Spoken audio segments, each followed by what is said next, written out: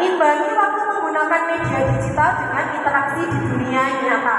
Jadi ketika anak bermain gadget ini untuk anak yang usia di atas 5 tahun atau di atas 10 tahun, contoh di atas 10 tahun bermain gadgetnya 1 jam, berarti dia bermain di dunia nyatanya harus lebih dari 1 jam.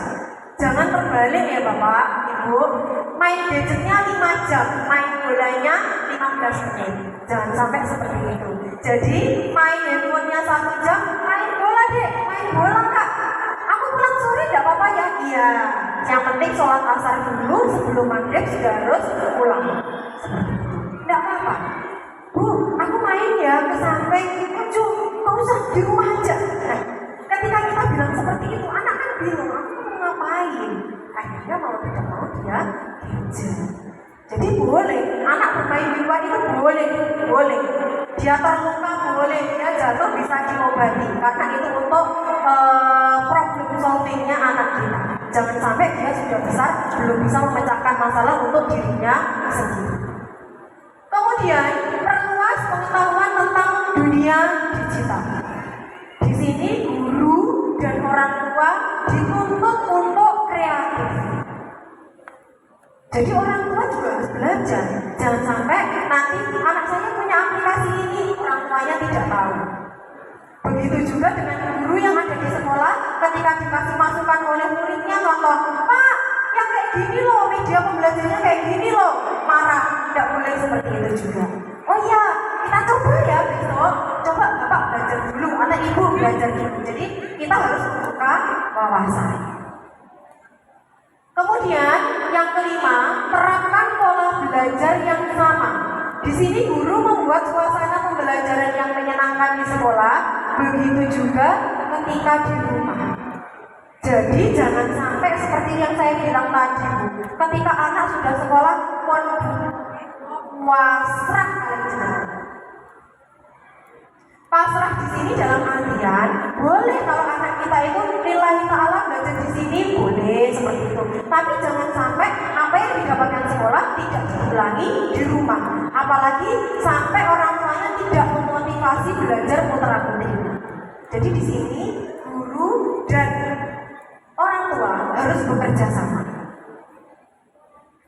Bahkan lebih baik kalau orang tua, Bu, tadi putri saya belajarnya ini pakai media ini loh. Oh iya Bu, coba nanti saya tanyakan ketika di sekolah. Boleh seperti itu. Jadi ada sinergitas. Tidak dikte. Bahkan mungkin ya Bu ya, ketika ada PR, mulai mulai jam 2, dikasih PR, saya kasihan Bu Anita sama putra saya, akhirnya PR-nya yang ngerjakan ibunya. Boleh nggak kayak gitu? Tidak boleh. Jadi hal-hal seperti itu jangan sampai terjadi. Di sini harus ada sinergitas. Kemudian orang tua juga tidak memperbolehkan ketika aku pengen anakku ben ketok pintar ning kelas. Jadi jawaban itu sudah saya berikan dulu dari rumah, biar nanti ketika di sekolah dia tinggal menyaring saja. Itu juga tidak diperkenankan. Kalau seperti itu berarti tidak usah sekolah, diajari di rumah saja. Jadi di sekolah itu anak kita itu berkompetisi untuk dirinya sendiri. Jadi apa yang dia bisa, apa yang dia mampu, biarkan berkembang sesuai dengan usianya. Kalau memang ada keterlambatan, kalau memang ada sedikit kekurangan, tidak apa-apa, karena setiap anak itu unik, setiap anak itu berbeda. Dan tidak mungkin ketika anak lemah di matematika, dia akan lemah juga di bahasa Indonesia. Pasti akan ada satu yang lebih mencolok. Next. Oke. Yang keenam, bangun komunikasi efektif dengan anak atau siswa. Yang pertama, mendengarkan dengan penuh perhatian. Guru dan orang tua di sini mempunyai kewajiban untuk mendengarkan dari cerita, keluh kesah dari siswa-siswi.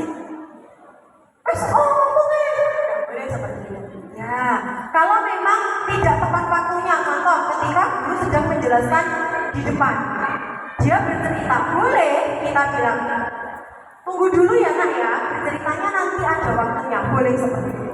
tapi kita tetap memberikan waktu untuk mendengarkan cerita putra putri kita. Kemudian yang kedua, menggunakan bahasa yang mudah dipahami. Jangan menggunakan bahasa yang sulit dipahami untuk anak-anak kita. Yang ketiga, berikan pujian dan penghargaan atas usaha anak dan siswa. Pujian di sini tidak semuanya apa-apa yang dilakukan anak itu dipuji, boten ya Bu. Pujian anak usia 0 sampai 1 tahun dengan anak usia 2 tahun itu berbeda. Anak 2 tahun dengan anak 7 tahun itu berbeda juga. Jadi kalau untuk anak usia 0 sampai 2 tahun, silahkan berikan pujian sebanyak mungkin. Ketika usia 2 tahun, pujiannya sudah harus dikurangi dengan hal-hal yang memang dia sudah mampu. Apalagi dengan anak usia 7 tahun sampai 15 tahun, silahkan dipuji dengan target-target yang sudah kita berikan. Oke, bagus Kak. Jangan cuma sedikit apa itu dipuji. Akhirnya anak ini nanti tidak punya tantangan. Alah, aku pada ini dipuji sama bundaku, sama ayahku, seperti itu. Jadi pujian itu sendiri juga punya takaran. Seperti kita minum obat. Ketika kita minum obatnya terlalu banyak kan overdosis. Begitu juga dengan pujian yang terlalu banyak dan terlalu sering, itu juga tidak baik untuk anak. Kemudian menjadi role model yang baik bagi anak atau siswa kita. Di sini orang tua dan guru adalah role model dari anak dan siswa kita. Ketika ada anak dengan emosinya meletup-letup, coba kita lihat lagi. Apakah di rumah dia sering dimarahi? Apakah dia di rumah sering mendengar pertengkaran? Itu juga sangat ngefek sekali. Begitu juga dengan guru yang ada di kelas. Ketika guru tidak mau mendengarkan, ketika siswa tidak mau mendengarkan, ketika siswa disuruh guru tidak menjalankan, coba kita lihat lagi. Apakah kita pernah tidak mendengarkan siswa kita ketika mereka sedang bercerita? Jadi kita juga harus menjadi role model dari anak-anak kita. Kemudian mengajarkan anak tentang keamanan internet dalam cyberbullying. Ini sangat penting sekali karena bully di sini terkadang itu tidak hanya dalam bentuk fisik, tapi terkadang verbal juga termasuk dalam bentuk bullying. Jadi banyak sekali kasus-kasus yang sedang saya tangani ini yang berjalan ada 2, salah satunya dari Magetan juga. Ini bahkan dia sudah terkena di kesehatan mentalnya, dia sudah kena. Jadi psikologisnya dia sudah kena. Karena setiap hari dia selalu mendapatkan verbal yang tidak baik dari temannya. Seperti itu. Sampai dia kemarin, aku males ke sekolah. Mesti nanti temanku itu bilang, mesti temanku nanti bilang. Seperti itu. Jadi kita harus membantu anak-anak kita dari cyberbullying. Next. Sinergi guru dengan orang tua ini yang paling utama. Yang pertama adalah dukungan yang konsisten. Jangan hanya guru saja yang konsisten memberikan motivasi, memberikan pembentukan karakter kepada putra-putri kita, tetapi orang tua juga harus konsisten dalam memberikan atau pembentukan karakter untuk putra-putrinya.